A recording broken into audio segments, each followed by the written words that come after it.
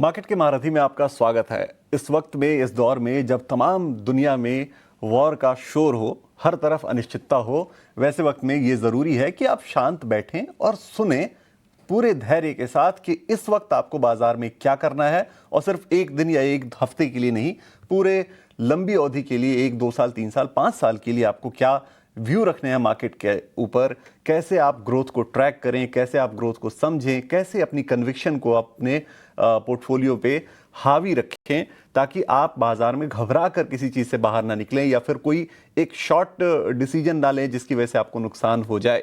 तो इस चीज़ के लिए हम मार्केट के महारथी में तमाम बड़े एक्सपर्ट्स को बुलाते हैं, ऐसे एक्सपर्ट्स को बुलाते हैं जो बड़ा फंड मैनेज करते हैं, दशकों का एक्सपीरियंस रखते हैं और उनसे समझते हैं कि इस सिचुएशन में क्या करना चाहिए, क्योंकि उन्होंने ऐसी कई सिचुएशंस अपने पूरे करियर के अंदर देखी होंगी, तो वो आपको अच्छे से गाइड कर सकते हैं, नेविगेट करा सकते हैं ऐसे मार्केट में। और इसी कड़ी में आज हमारे साथ हैं कोटक म्यूचुअल फंड से equity research head Shivani Kurian. Shivani, good morning, बहुत स्वागत है आपका IT नाउ स्वदेश पर और बहुत शुक्रिया आपने समय दिया। ऐसे वक्त में जो सिचुएशन है, जब US और ईरान के बीच में टेंशन काफ़ी ज़्यादा बढ़ गई है, बाज़ारों पर भी असर उसका काफ़ी ज़्यादा देखने को मिल रहा है, करना क्या चाहिए? क्या डरने घबराने की ज़रूरत है या फिर इस वक्त जो है वो इस गिरावट का फ़ायदा उठाने की ज़रूरत है? क्या सलाह आपकी होगी तमाम रिटेल इन्वेस्टर्स को जो थोड़ी लंबी अवधि के लिए इन्वेस्ट करते हैं? नमस्कार, गुड मॉर्निंग। तो अभी आप मार्केट में जो वॉलेटिलिटी देख रहे हैं वो क्लियरली आउटकम है जो कि ये कॉन्फ्लिक्ट चल रही है मिडिल ईस्ट में। पर इसका थोड़ा सा ध्यान से हमें थोड़ा सा सोचना भी चाहिए कि अगर ये कॉन्फ्लिक्ट नियर टर्म में हम रेजोल्यूशन देखें तो मार्केट का फोकस फिर से फंडामेंटल्स की ओर फिर से आ जाएगी। पर अगर ये कॉन्फ्लिक्ट लंबे समय तक चले तब इम्पैक्ट हम थोड़ा बहुत मैक्रो वेरिएबल्स जैसे कि current account deficit, inflation, fiscal deficit और अर्निंग्स पे देख सकते हैं। पर हमारा मानना है कि हमारा जो डोमेस्टिक फंडामेंटल फैक्टर्स है वो काफी हद तक इंटैक्ट है। इनफैक्ट अर्निंग्स में जो Q3 अर्निंग्स सीजन अभी खत्म हुई है उसमें हमने देखा है कि अर्निंग्स में इंप्रूवमेंट आ रही है, specially broader market sector participation में भी इंप्रूवमेंट आ रही है। पॉलिसीज फोकस काफी स्ट्रॉन्ग और मजबूत है, फिस्कल और मॉनेटरी, और वैल्यूएशंस आज अपने लॉन्ग टर्म एवरेज के करीब है। और रिलेटिव टू इमर्जिंग मार्केट्स भी हमारी वैल्यूएशन प्रीमियम जो काफी बढ़ गई थी आज लॉन्ग टर्म एवरेज के हिसाब से फिर से मॉडरेट हो चुकी है। तो अर्निंग्स, वैल्यूएशंस और डोमेस्टिक फंडामेंटल्स काफी हद तक इंटैक्ट है। हर मार्केट में बार बार हम देखते हैं कि ऐसा समय आता है जब हम वॉलेटिलिटी से गुजरते हैं। ये एक ऐसा ही पड़ाव है मार्केट के लिए। और हमारा मानना है कि इस समय हमारा ध्यान फंडामेंटल्स पे होना चाहिए, एसेट एलोकेशन पे ध्यान रखे हुए अपने इन्वेस्टमेंट्स को लॉन्ग टर्म हिसाब से बनाए रखें और मार्केट को इस वॉलेटिलिटी से नेविगेट करें। बिल्कुल। आप मार्केट पे लॉन्ग टर्म की स्ट्रेटजी आपने बहुत क्लियर तरीके से बताई। एक राय मुझे आपसे चाहिए SIP इन्वेस्टर्स के लिए जिनकी SIPs जा रही हैं, आज क्या SIP में एक लमसम डालने का मौका है उनके लिए? देखिए, हमारा ऑलवेज मानना है कि SIP के माध्यम से इन्वेस्ट करना लॉन्ग टर्म के लिए सबसे सही तरीका है। तो SIP को पहले तो अपने एसेट एलोकेशन को बनाए रखें, अपने रिस्क प्रोफाइल के हिसाब से और अपने इन्वेस्टमेंट गोल्स के वो ध्यान में रखते हुए एसेट एलोकेशन डिसाइड करें और उस एसेट एलोकेशन को ध्यान में रखते हुए आप इन्वेस्ट करें। SIP का माध्यम से इन्वेस्ट करना सबसे प्रूडेंट माना जाता है। अगर आपको लमसम पैसे इन्वेस्ट या निवेश करने हैं तो जैसे कि मल्टी एसेट एलोकेशन फंड्स या जो फंड्स जहां पे फंड मैनेजर या पोर्टफोलियो मैनेजर एसेट एलोकेशन के डिसीजंस लेते हैं उन फंड्स को ध्यान में रखते हुए आप इन्वेस्ट कर सकते हैं। तो हमारा मानना है कि जो भी आप कर रहे हैं इस मार्केट के नियर टर्म वॉलेटिलिटी को ध्यान में रखते उसको चेंज करने की कोई जरूरत नहीं है। Long term, medium term goal आप बनाए रखें और अपना इन्वेस्टमेंट्स पे ध्यान दें। बिल्कुल, लॉन्ग टर्म गोल बनाए रखें, इन्वेस्टमेंट्स पे ध्यान दें और वैसे फंड्स जहां पे फंड मैनेजर्स उसे मैनेज कर रहे हैं, यानी एक्टिव फंड्स जो हैं वो उनके ऊपर आप अपना फोकस ज़्यादा रखें ऐसे टाइम में, क्योंकि आप लगातार तो ट्रैक कर नहीं पाएंगे, तो निश्चित तौर पे आपको किसी एक्सपर्ट की ज़रूरत होगी। तो ये राय आपको मिलती हुई। अच्छा, एक राय शिवानी मैम आपसे चाहिए मुझे ऑटो सेक्टर पर, क्योंकि आप देखिए नंबर्स काफ़ी अच्छे आए, जो ऑटो सेल्स के नंबर आए वो काफ़ी अच्छे आए, लेकिन आज के बाजार में गिरावट वहाँ देखने को मिल रही है। अब जो फॉरकास्ट कह रहे हैं तमाम ब्रोकर्स के या फिर जो रिपोर्ट्स आई हैं वो ये कह रही हैं कि इस पूरे वित्त वर्ष के दौरान ऑटो सेक्टर में डबल डिजिट ग्रोथ देखने को मिलेगी। और उसके ड्राइवर्स जो हो सकते हैं वो निश्चित तौर पे जीएसटी कट्स हो सकते हैं, लोगों की अर्निंग बढ़ी है उसको उसके फायदे हो सकते हैं, या फिर जो इनकम टैक्स रिबेट पिछले साल मिली थी उससे भी धीरे धीरे ऑटो सेल्स को जो है वो एक अच्छी ग्रोथ मिल रही है। आपका ओवरऑल नजरिया क्या है ऑटो शेयरों पर, ऑटो सेक्टर पर ओवरऑल? तो ऑटो सेक्टर पे हमारा नजरिया पॉजिटिव है। जैसे आपने सही कहा कि काफी पॉलिसी इनिशिएटिव्स लिए गए हैं जो कि सेक्टर के डिमांड को सपोर्ट करती हुई नजर आ रही है। पहले तो लास्ट ईयर हमने इनकम टैक्स कट्स देखे, उसके बाद हमने जीएसटी कट्स भी देखे हैं, और इन सब पॉलिसीज के माध्यम से सेक्टर में डिमांड की इम्प्रूवमेंट हम आशा करते हैं। और अगर रूरल सेगमेंट या bottom of the pyramid segment देखें, वहां से भी काफी पॉलिसी सपोर्ट दिया गया है, और रूरल इनकम में भी हम रियल वेजेस के तौर पर इनकम में इंप्रूवमेंट देख रहे हैं। तो overall demand trajectory auto segment में हमारा मानना है कि यहाँ पे पॉजिटिव ट्रेंड्स हम देख सकते हैं।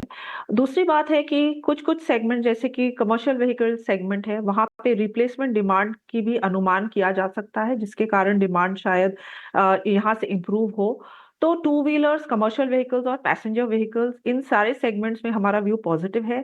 और स्पेशली जिन सेगमेंट्स में डिमांड रूरल या bottom of the pyramid segment से डिमांड ज्यादा आती हुई नजर आती है, उन सेगमेंट्स में हमारा व्यू पॉजिटिव है। अगले साल चल के हम पे कमीशन का भी इम्प्लीमेंटेशन देख सकते हैं, जिसके कारण जो सेंट्रल गवर्नमेंट, स्टेट गवर्नमेंट और पब्लिक सेक्टर एम्प्लॉयज है, वहां पे भी उनके वेजेस में इम्प्रूवमेंट आ सकती है, और इसके कारण डिमांड शायद ट्रेंड्स काफी बरकरार रहे। और हमारा व्यू ओवरऑल सेक्टर पे काफी पॉजिटिव है। इनमें टू व्हीलर्स, जैसे कि हमने कहा कि जो कि रूरल सेगमेंट से सपोर्टेड है, वहां पे हमारा व्यू पॉजिटिव है। फिर सीवीज और पैसेंजर व्हीकल्स। बिल्कुल। तो ऑटो सेक्टर पर ये नजरिया हुआ। एक सेक्टर जिसकी चर्चा अगर किसी भी चैट में ना की जाए तो वो अधूरा सा रह जाएगा, वो है आईटी सेक्टर। क्योंकि आप देखिए लगातार गिरावट देखने को मिली है। एंथ्रोपिक से कोई भी अपडेट आता है, कोई भी प्लगइन वो नया लॉन्च करते हैं और यहाँ हम गिरावट देखने लगते हैं तमाम आईटी सेक्टर के शेयरों में। ये गिरावट क्या अब पूरी होती हुई दिख रही है आपको, या क्योंकि फंडामेंटली निश्चित तौर पे हमारी कंपनियां इतनी बुरी नहीं है कि इतनी गिरावट लगातार आए। तमाम बड़ी कंपनियां जो ब्लू चिप कंपनियां हैं वो अब 52 वीक लो के आसपास आ चुकी हैं। तो आईटी सेक्टर पर आपका क्या व्यू है? क्या यहां से अब हम रिकवरी के पाथ पर जाएंगे, या अभी पेन अभी आपको दिख रहा है कि अभी अभी दर्द थोड़ा और बाकी है, थोड़ा और दर्द या थोड़ा और दुख जो है वो ये सेक्टर ओवरऑल देने वाला है इन्वेस्टर्स को? देखिए, जब भी एक बड़ा ट्रांसफॉर्मेशन होती है टेक्नोलॉजी में, जैसे कि अभी हो रही है एआई के माध्यम से, तो इस समय और इस दौर में काफी वॉलेटिलिटी होती है। एआई एक बड़ा ट्रांसफॉर्मेटिव चेंज है सेक्टर के लिए। पर ये व्यू भी कहना कि सॉफ्टवेयर सर्विसेज पूरा डेड है या पूरा बर्बाद हो चुका है, वो भी एक एक्सट्रीम व्यू है। हमारा मानना है कि धीरे धीरे जैसे जैसे टेक्नोलॉजी चेंज आपके सामने आती रहेगी, हम थोड़े बहुत क्लैरिटी से कह सकते हैं कि ग्रोथ डायनामिक्स कैसे इवॉल्व होंगे। अभी पीरियड ऑफ वॉलेटिलिटी है, पर जैसे हमने देखा भी है कि एंटरप्राइज को एआई अडॉप्ट करना एक बहुत कॉम्प्लेक्स टास्क है, ये छोटी सी बात नहीं है। और इस कॉम्प्लेक्स टास्क में आईटी सर्विसेज का एक बड़ा रोल है। तो हमारा मानना है कि एआई के माध्यम से अगर हम मीडियम टर्म या स्लाइटली लॉन्गर टर्म व्यू ले, तो जो आईटी सर्विसेज के जो वर्क पूल माना जाता है, वहां पे हम बढ़ोतरी देख सकते हैं। पर नेचर ऑफ वर्क चेंज होता जाएगा, क्योंकि जो legacy application development maintenance task है, वो नए एआई रिलेटेड सर्विसेज पे शिफ्ट होगी। पर एक फैक्टर हमें ये भी ध्यान में रखना चाहिए कि जैसे एंटरप्राइज अडॉप्शन ऑफ एआई आगे आगे बढ़ती है, वहां पे थोड़ा बहुत डिफ्लेशनरी ट्रेंड्स भी हम देख सकते हैं, प्राइसिंग पे इम्पैक्ट आ सकती है। तो हमारा मानना है कि जो कंपनीज अपने वर्कफोर्स को जल्दी रीस्किल कर सके, जो कंपनीज यूनिक सॉल्यूशंस ऑफर कर सके, वहां पे उन कंपनीज बेटर प्लेस्ड है। ये सेक्टर्स में हम ये देखेंगे आगे चल के कि थोड़ा बहुत डिफरेंशिएशन होंगी कंपनीज के अंतर, पूरा होमोजीनियस सेक्टर नहीं रहेगा। पर ये क्लियरली एक इवॉल्विंग सिचुएशन है। वैल्यूएशंस में जैसे आपने कहा काफी इंप्रूवमेंट या काफी वैल्यूएशंस अभी अट्रैक्टिव हो चुके हैं, पर नियर टर्म एक वॉलेटाइल पीरियड से सेक्टर को गुजरना पड़ेगा। पर over a period of time जिन कंपनीज एआई के माध्यम से अपने कॉस्ट को नीचे रख कर सके और सॉल्यूशंस ऑफर कर सके, उन कंपनीज में हम डिफरेंशिएशन देख सकते हैं। बिल्कुल आईटी सेक्टर पर ये राय। जब भी सच बात है कि जब भी परिवर्तन कोई आता है तो थोड़े से डिसरप्शन देखने को मिलते हैं, और परिवर्तन तो संसार का नियम है, तो चलते रहती हैं चीज़ें। और लेकिन आपको उस हिसाब से देखना है कि कौन सी कंपनियां फंडामेंटली स्ट्रांग हैं, कौन सा बिजनेस लॉन्ग टर्म में सस्टेनेबल है, उसके हिसाब से आप इन्वेस्टमेंट के डिसीजन लें।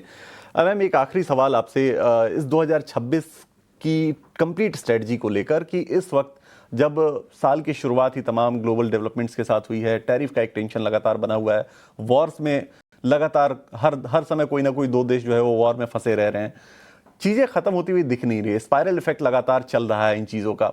ऐसे वक्त में कौन से सेक्टर्स ऐसे हैं जिनको रिलेटिवली सेफर माना जा सकता है? जो सेक्टर्स ग्लोबली एक्सपोज हैं उनमें तो निश्चित तौर पे जो है वो रिस्क ज़्यादा है, लेकिन रिलेटिवली सेफर जो है वो कौन से सेक्टर्स आप देख रही हैं? किन सेक्टर्स में आपको इस साल के हिसाब से अच्छी ग्रोथ आती हुई दिख रही है? आपने सही कहा कि हमारा पोर्टफोलियो पोजीशनिंग और हमारी जो स्ट्रैटेजी है वो मोस्टली डोमेस्टिक फेसिंग सेक्टर्स के तौर पे ज़्यादा हमारा फोकस रहा है। हमारा मानना है कि डोमेस्टिक इकोनॉमी और डोमेस्टिक ट्रेंड्स काफ़ी स्ट्रॉन्ग है। यहाँ पे पॉलिसी सपोर्ट के माध्यम से ग्रोथ बरकरार है, और इसी कारण डोमेस्टिक फेसिंग सेक्टर्स पे हमारा ध्यान है। इस साल में हमारा मानना है कि 3 ऐसे सेक्टर्स हैं जहाँ पे व्यू पॉजिटिव है। एक तो बैंकिंग फाइनेंशियल सर्विसेज, यहाँ पे क्रेडिट ग्रोथ में इम्प्रूवमेंट हम देख रहे हैं। जो मार्जिन प्रेशर बैंक्स को पिछले साल गुजरना पड़ा, वो मार्जिन प्रेशर अभी कम हो रही है और मार्जिन शायद बॉटम आउट हो चुके हैं, और क्रेडिट कॉस्ट या एसेट क्वालिटी ट्रेंड्स भी काफी मजबूत है, और यहाँ पे वैल्यूएशंस आपके फेवर में है। दूसरी सेक्टर जहाँ पे एक तो हमने चर्चा कर लिया था वो है ऑटो सेक्टर, पर ओवरऑल कंज्यूमर डिस्क्रिशनरी सेगमेंट में हमारा व्यू पॉजिटिव है और ऑटोज उसमें उसका एक हिस्सा है। और तीसरा सेक्टर जहाँ पे हमारा व्यू पॉजिटिव है वो है हेल्थ केयर, स्पेशली हॉस्पिटल्स। हमारा मानना है कि हाई क्वालिटी हेल्थ केयर का डिमांड काफी बरकरार रहेगा। जैसे जैसे पर कैपिटा जीडीपी इनकम बढ़ती जाती है, हाई क्वालिटी हेल्थ केयर या हॉस्पिटल्स जो कि ऑर्गेनाइज सेगमेंट का हिस्सा है, वहां पे हम ऑक्यूपेंसी लेवल्स ऊपर जाते हुए देखेंगे, जो कि अर्निंग्स को सपोर्टिव है। तो इन तीनों सेक्टर्स पे हमारा व्यू पॉजिटिव है, but mostly domestic facing sectors, क्योंकि ग्लोबली अभी भी अनसर्टेनिटी बनाई हुई है। बिल्कुल, तो 3 सेक्टर्स हैं जिन पर आप फोकस रखिए, मोस्टली डोमेस्टिक फोकस बिजनेस जहां पे हैं, बैंकिंग फाइनेंशियल, दूसरा आपको कंज्यूमर डिस्क्रिशनरी, उसमें ऑटो सेक्टर भी इंक्लूडेड है, और तीसरा आपके लिए हो जाएगा हेल्थ केयर, जिसमें कि खासकर हॉस्पिटल वाले शेयर्स जो है वो उन पर आपको, हॉस्पिटल सेक्टर जो है उस पर आपको फोकस रखना है। ये राय शिवानी मैम की तरफ से आती हुई। बहुत शुक्रिया मैम आज जुड़ने के लिए और तमाम चीज़ों पर अपनी राय देने के लिए, बहुत क्लियरली मार्केट की स्ट्रैटेजी को सजेस्ट करने के लिए, बताने के लिए कि इस वक्त जो है वो जब तमाम पूरी दुनिया में डर फैला हुआ है तो हमें रिटेल इन्वेस्टर के तौर पर क्या करना चाहिए, ये समझाने के लिए। थैंक यू वेरी मच, धन्यवाद। चलिए, इस शो में इतना ही। फिलहाल एक छोटे से ब्रेक के लिए रुकेंगे, लेकिन जब ब्रेक से हम वापस लौटेंगे तो आपके लिए लेकर आएंगे मिड कैप के मार्केट का पूरा एक्शन मिड कैप मसाला में।